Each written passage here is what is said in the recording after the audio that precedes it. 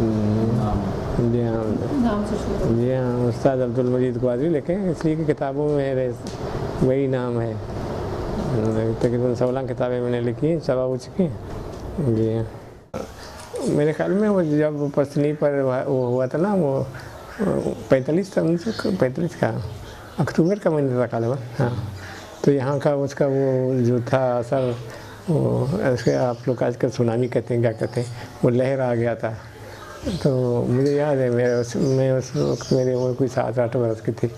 मैं समंदर के किनारे गया, देखा था वो समंदर बिल्कुल उभरा हुआ था, उसमें वो मौजें नहीं थी, उभर के ऐसा पसली से जो आया था वो मौज इस तरफ गया, फिर इस तरफ गया, जीटी की तरफ, फिर वहाँ से जीटी नहीं था उस ज़माने में, फिर अंदर चला गया, कब्रिस्तान तक उसके पानी गया उस सुनामी का। पसली का तो हमने सुना होगा कि यहाँ मौज उठा, पूरे शहर पर गिर गया था।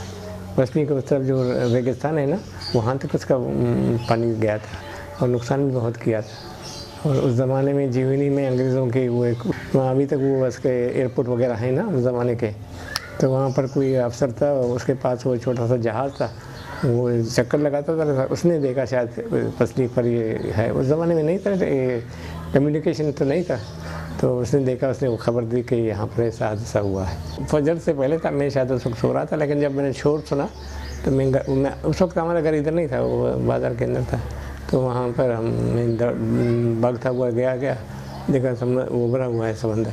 तो मेरी मासी ने आके मुझे पकड़े पे घर ले गया।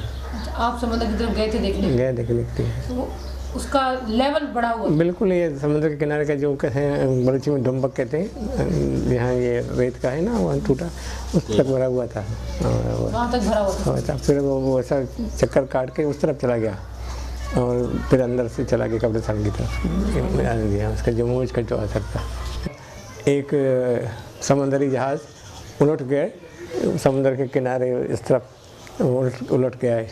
तो वाली साहब थे वहाँ, अरब थे, उसने अपना कुछ सिपाही और कुछ दूसरे लोग छोटी कश्ती में जैसे अभी आप गए, तो उनको वहाँ भेज दिया।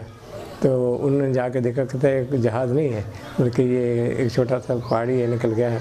तो वहाँ से वो पत्थर ले आए थे।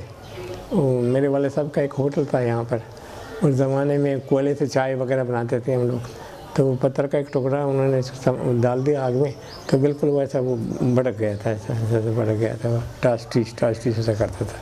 तो फिर उन्होंने समझा फिर ये जो मछेरे हैं, उसने कहा यहाँ हम लोग मछली पकड़ते हैं, नीचे वाकई ऐसा है, ये था, झटके से निकल गया। जी हाँ। आपको याद है कि ये जगह तकरीबन वही जगह है? जगह वही है, वही पहाड़ है।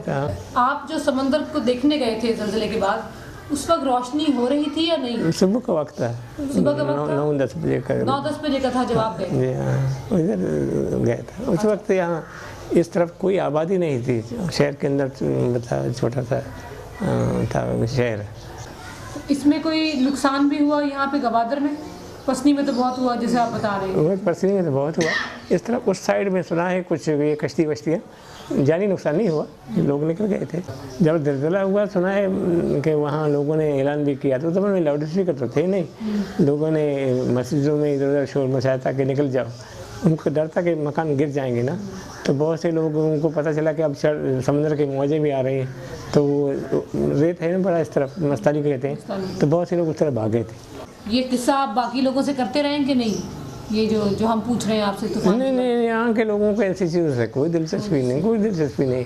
एक वाक़या हुआ, लोग भूल गए। यहाँ पर जो एक अंग्रेज़ था एडमिनिस्ट्रेटर, एक वाली साहब था, एक बल्दिया का काम वो अंग्रेज़ करता था, वो हमारे स्कूल में भी आता था।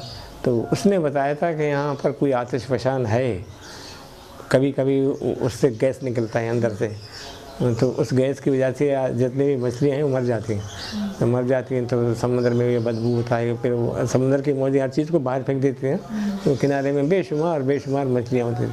तो मालूम था ये, उनको तो पता था ना, कि जानते थे, उनका तालीम था। नहीं, हमारा घर पानी से काफ़ी दूर था जी। वो यहाँ इस साइड में वो जो ज़मीन का जो हिस्सा है ना, ऐसे ऊपर अंदर नहीं है, उस तरफ गया, तो ऐसा जो चक्कर काट के उस तरफ गया उसका।